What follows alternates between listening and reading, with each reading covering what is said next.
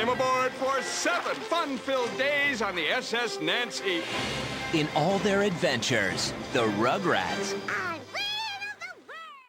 Hey everyone, Rascal here. And Mama, welcome to our channel, Paws On Animation. And today we're covering the third and final Rugrats movie, Rugrats Go Wild. Yeah. Oh no. This movie serves as a series finale for Rugrats as the cast ends up shipwrecked on a seemingly deserted island. Now, looking for a way out, they end up in a crossover with the Wild Thornberries. Too bad it didn't go anywhere with the idea. Yeah.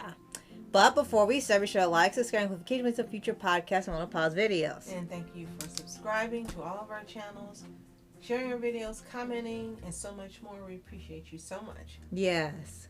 So, Rugrats Go Wild. I remember Yeah. telling Rascal... Pause. And I said, I'm going to warn you about this movie. It's not as good as the other two. And I guess that was an understatement. Yeah, unfortunately. And you know, if you've seen our first two podcasts on the original Rugrats movie and Rugrats in Paris, we told you how much we really love both those films. They were fun, they were hilarious, they were clever, they have full of heart and family and everything, and we loved it. So part of me naturally thought, well, Go Wild had to really pull out all the stops for and being a crossover at the same time. So let's see. And for the first 15 minutes, it was hilarious. It still was clever. It still was hilarious seeing everybody interact. And Susie got to join them this time, ironically. And then after they get shipwrecked on the island, the movie goes downhill from there, and it stops being funny. Yeah. Slowly and surely, you laugh less and less and less, and then you're just kind of sitting, when is it going to be over? Interest, actually. Yeah. Now, this was the first feature film to have Nancy Cartwright as the voice of Chucky Finster following Christine Cavanaugh's retirement in 2001. But everyone else returned, and this movie didn't do well with critics either. Not surprised. It was directed by Norton Virgin and John Ing, written by Kate Bautier, and produced by Arlene Klasky and Gabor Subo. So yes, the producers were still there. Right. That you know, but... Perhaps this was the sign they were running out of steam, or they were out of steam by the time they got to this movie, because this was the finale. And at this time, they probably had, 5 or 6 seasons under the belt and 2 other films. So, yeah, perhaps this was the real sign, like, it was time to go, unfortunately. It had a runtime of 80 minutes. It was released originally in June of 2003. Budget $25 million.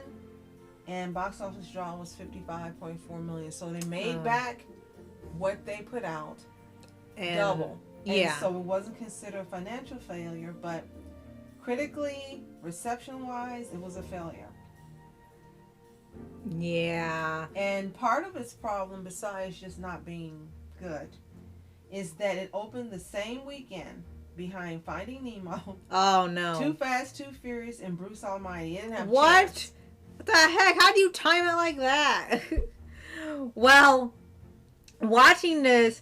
So not only was the time it came out bad timing, but also just the writing itself, it just wasn't on the same caliber as the first 2 films.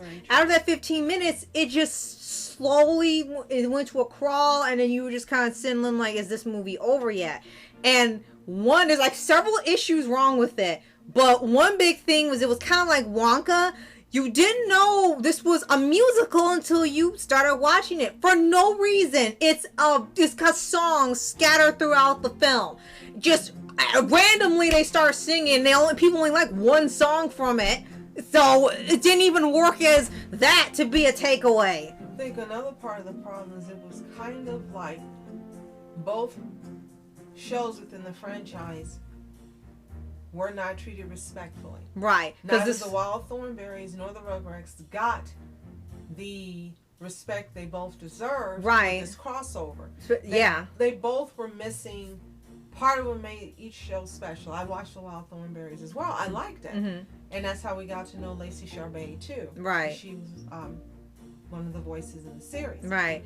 But it was so much missing of the magic that made each respective show popular at the time. Right. It just wasn't in here. And a lot of critics said the same thing, that it didn't hold a candle to the charmingness and the superiority of either show was not seen in this movie. And Right. And it's even sadder because it's not just a finale to Rugrats, it's also finale to Wild Thornberries. Yeah. And really an idea like that of having two of Nickelodeon's biggest shows in a crossover movie together and both of their finales intertwined really sound like a spectacular way to end both franchises. And to me, in my head, some other plot was going on, not a Swiss Family Robinson idea. I kind of thought that they had maybe won either a jungle cruise or a jungle expedition with Wild Thornberries or something. They were hosting them and they were showing them all this wildlife, and then maybe they started getting lost because the jungle's so vast.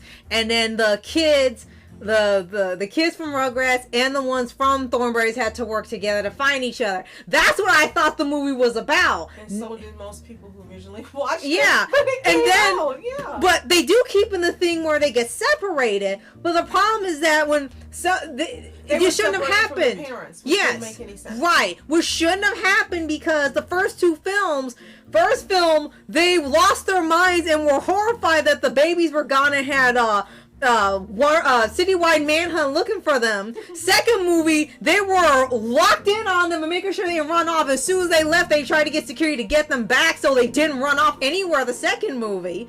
Then you get to hear, and it's like they forgot the first movie, and right. Didn't care anymore. They all were doing their own thing and being mad at Mr. Pickles, and they went to the jungle to find Mr. Thornberry, and from that point on, it's just really the babies, the parents, the mom and dad of the Thornberries, and the girl and the monkey from Thornberries and Spike, and they're all in little groups having their own little tiny arcs as they're scattered on the island trying to find each other.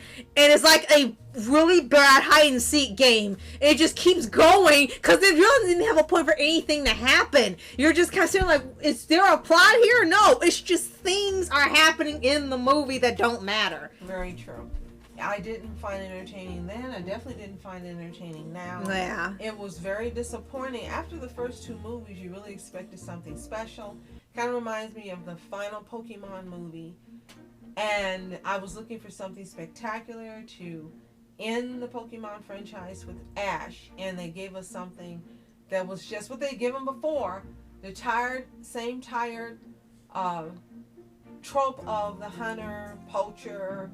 Yeah. And this gave us something tired as well. I think personally, if they had done Swiss Family Robinson, that would have been better than this. Because that's what I was thinking was going to be myself. And then they made references to movies from the 50s and 60s. They were too 70s. far back. And I'm like, well, how would anyone younger know what these movies are? The only reason I caught them is because of our Nana, as usual. But if I hadn't known it because of her, I wouldn't have had any idea what the heck these movies were referencing. Exactly. And I know if I wouldn't have known, then no kid watching this would have known either. Exactly. And then another thing is that when they the first two movies, well, the first movie didn't have a villain. Second one kind of pretty much did, but it was a simple villain. Right. This one it had so little direction. They set up that the leopard that the Thornberry parents were looking for in the jungle showed up with the girl, the monkey, and Spike. And Spike speaks in here, and you kind of wish he didn't. He's like pre-Valentino. And he meets up... copying the Dr. Dolittle movie. Yeah, right. And they meet the leopard that they were looking for. And they have the only song in there that's genuinely any good or people remember or like from it. And he's not afraid of it because to him, big cat, small cat, they're all cats. And he lets it slip that they're looking for the kids in the forest. And the leopard has a look on her face like, oh, that's a meal ticket. And she sneaks off. And they set up this thing where she's going to be hunting the kids in the jungle. And they have to find them before she gets to them. And I was like, okay, so we're going to have something going here all at once. But no. They don't bring it up ever again. They never find the leopard again. She never shows up again. There's no last minute battle or Spike protecting the kids. It's just they set this thing up like she was going to be the conflict, like to find them before she gets there. And then they don't even get to it. It's just completely forgotten about. Well, at least the animation stayed there. So let's go quickly over the voice cast. We have from the Rugrats, E.G. Daly, Nancy Cartwright, Kathy Soucie, Dionne Kwan, Cheryl Chase, Tara Strong, Cree Summer, Bruce Willis is Spike, Jack Riley, Melanie Chartoff, Michael Bell, Tress MacNeille, Philip Proctor, Joe Alaskey, and Tony Jay. This was his final film appearance before his death in 2006. He was Dr. Lipschitz. Oh. And then characters from the Wild Thornberries, we had Lacey Charbet, Tom Kane, Danielle Harris, Flea from the Wild Red Hot Chili Peppers, Tim Curry, and Jody Carlisle. And 2 new characters, Chrissy Hind as Siri the Clouded Leopard, and Ethan Phillips as Tora the Loris. So we give credit to everyone. This was a movie that we just basically could have done without. Yeah, I would have missed it if we didn't have it. They should have just done a special episode or a TV movie to end it. Still not this movie. Yeah. Because it didn't do either series justice. Right. So if you've seen Rugrats Go Wild, and I hope you haven't, let us know in the comments below.